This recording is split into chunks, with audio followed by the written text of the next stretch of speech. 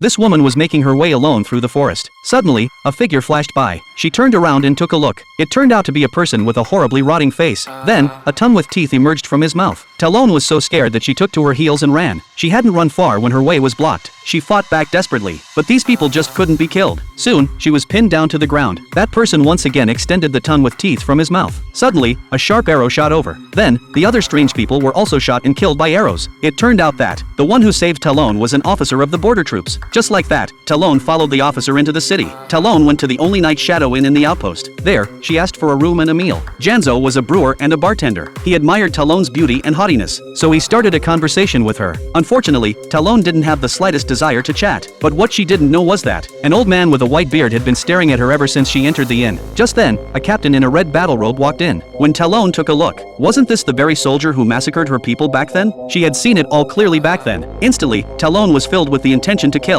She called Janzo over and told him to keep serving the captain with wine, saying that it was complimentary from the tavern. A few hours later, the captain was indeed drunk, and he took off his armor, but he always kept his sword by his side. Talon also followed in. When she saw that the captain was urinating, Talon drew the knife in her hand and approached menacingly. You mind waiting for me to finish? I've waited 13 years, that's long enough.